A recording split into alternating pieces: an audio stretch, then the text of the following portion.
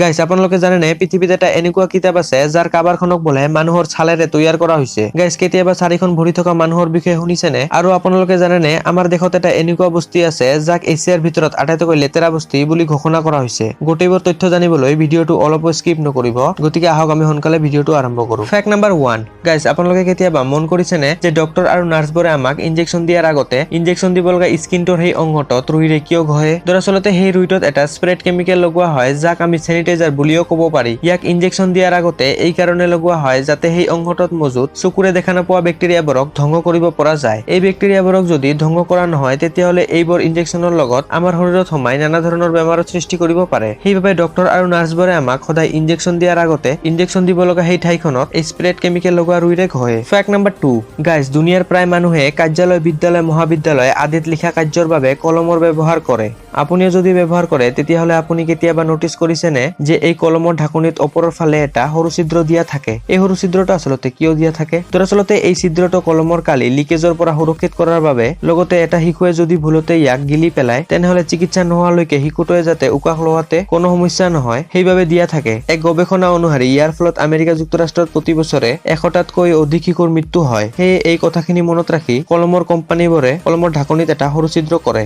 Fact number 3 guys আপোনালোকে জানে নে 2014 চনত হাৱাৰ্ড বিশ্ববিদ্যালয়ৰ পুথিভঁৰালত এখন ঊনবিংশ শতিকাৰ কিতাপ পোৱা গৈছিল। কিতাপটোৰ কাভাৰখনক বোলে ৰিয়েল মানুহৰ ছালেৰে তৈয়াৰ কৰা হৈছিল। বিজ্ঞানীসকলে অনুসন্ধানৰ পিছত এই কথাষাৰ নিশ্চিত কৰিছিল। পুথিভঁৰালত তেনে 3খন কিতাপ থকাৰ কথা প্ৰকাশিত হৈছিল। পৰীক্ষাৰ পিছত দেখা গৈছিল যে ইয়াৰে 2খন কিতাপৰ কাভাৰখন ভেড়াৰ চামৰাৰে নিৰ্মিত আছিল আৰু তৃতীয়খন কিতাপৰ কাভাৰৰ বাবে এজনী মৃত মহিলাৰ ছাল ব্যৱহাৰ কৰা হৈছিল আৰু কিতাপখনত বোলে মানুহৰ আত্মাৰ ওপৰত ধ্যান সম্পৰ্কীয় প্ৰবন্ধক লিখা আছে। ফেক্ট নাম্বাৰ 4 গাইস আপোনালোকে জানে নে বিজ্ঞানীসকলে দক্ষিণ চীনত এটা ডাইনোছৰৰ কণীৰ জীৱাশ্ম বিচাৰি পাইছে যাৰ ভিতৰত এটা অত্যন্ত সুৰক্ষিত ডাইনোছৰৰ ভ্ৰূণ চিনাক্ত কৰা হৈছে। বিশ্বাস কৰা হৈছে যে এই কণীটো বোলে প্ৰায় 66 পৰা 72 নিযুত বছৰ পুৰণা হয়। এই ভ্ৰূণটোৰ নাম বেবী য়াংলিং ৰখা হৈছে। বাৰ্মিংহাম বিশ্ববিদ্যালয়ৰ বিজ্ঞানীসকলে কৈছে যে ভ্ৰূণটো অভিৰাপ্টচৰছ প্ৰজাতিৰ অন্তৰ্গত যাৰ দাঁত নাছিল কিন্তু ডেউকা আৰু ঠোঁট আছিল। এই ভ্ৰূণটো এতিয়ালৈকে পৃথিৱীত পোৱা আটাইতকৈ সম্পূৰ্ণৰূপে যৌন ডাইনোছৰৰ ভ্ৰূণ বুলি কোৱা হৈ আছে। চীনৰ বিজ্ঞানীসকলে কৈছে যে ডাইনোছৰৰ ভ্ৰূণটো আটাইতকৈ বিৰল জীৱাশ্মবোৰৰ ভিতৰৰ এটা আৰু সেইবোৰ বেছিভাগে হাড্ডিবিহীন। আৰু লগতে কৈছে যে তেওঁলোকে বোলে বেবী য়াংলিঙৰ আৱিষ্কাৰক লৈ অত্যন্ত উৎসাহিত হৈ আছে।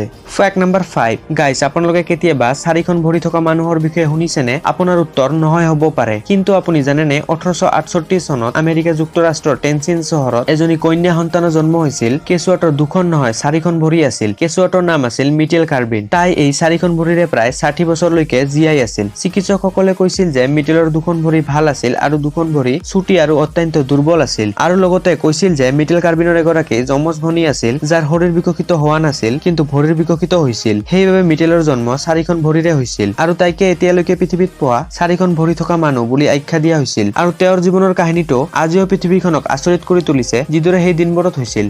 ফেক্ট নাম্বাৰ 6 গাইস আমি সকলোৱে জানো যে ঘৰিয়ালে হৈছে এক মাংসভোজী জন্তু যিয়ে চকুৰ পলকতে ইয়াৰ চিকাৰৰ কাম তামাম কৰিব পাৰে। কিন্তু আপুনি জানি হয়তো আচৰিত হ'ব পাৰে দক্ষিণ ভাৰতৰ কেৰালাৰ অনন্তপুৰ লেক মন্দিৰৰ লেকত বাস কৰা এটা ঘৰিয়াল আছে যাক পণ্ডিতসকলে দাবী কৰে যে ই বোলে সম্পূৰ্ণৰূপে নিৰামিষভোজী হয়। এই ঘৰিয়ালটোৰ নাম ববিয়া আৰু এই মন্দিৰটোৰ কঠোৰভাৱে ৰক্ষিত কৰে। কোৱা হয় যে ববিয়া শান্ত আৰু ই কেৱল মন্দিৰৰ প্ৰসাদ খাইহে ভাল পায়। ববিয়া নিৰামিষভোজী হয় যাৰ বাবে হ্ৰদত বাস কৰা মাছবোৰৰো কোনো সমস্যা নাই। মন্দিৰৰ প্ৰশাসনে কয় যে যোৱা 150 বছৰ ধৰি এই মন্দিৰটোত ঘৰিয়াল দেখা গৈ আছে। ফেক্ট নাম্বাৰ 7 গাইস আপোনালোকে জানেনে আমাৰ দেশত এটা এনেকুৱা বস্তি আছে যাক বোলে এছিয়াৰ ভিতৰত আটাইতকৈ লেতেৰা বস্তি বুলি ঘোষণা কৰা হৈছে। হয় মই ক'বলৈ গৈ আছো মুম্বাইত অৱস্থিত ধাৰাবী নামৰ এটা বস্তিৰ বিষয়ে। আপুনি শুনি হয়তো আচৰিত হৈ যাব পাৰে যে কেৱল 2 বৰ্গ কিলোমিটাৰ আগুৰি থকা এই বস্তিটোত বোলে 7 লাখতকৈও অধিক লোকে বসবাস কৰে। এই বস্তিটোত আৱৰ্জনাৰ লগতে ঠেক লেতেৰা গলি, খোলা নৰ্দমা আৰু সংকুচিত কুটিৰ এক অন্তহীন প্ৰসাৰ দেখিবলৈ পোৱা যায়। লেনবোৰ ঠেক আৰু নৰ্দমাৰ পানী মুকলি নলাত জমা হয় যাৰ ফলত ইয়াত এটা দুৰ্গন্ধ পৰিস্থিতিৰ সৃষ্টি হয়। ইয়াৰে সৰু সৰু ঘৰবোৰত বোলে প্ৰায় 6ৰ পৰা 8জন মানুহে একেলগে বসবাস কৰে। ধাৰাবীৰ প্ৰতিবেদনত কোৱা হৈছে যে ইয়াত বোলে প্ৰতি 1440 জন লোকৰ বাবে অনুমানিক এটা শৌচালয় আছে আৰু বৰষুণ বতৰত ৰাস্তাবোৰৰ নিষ্কাশনৰ অভাৱত মানুহৰ মলমূত্ৰ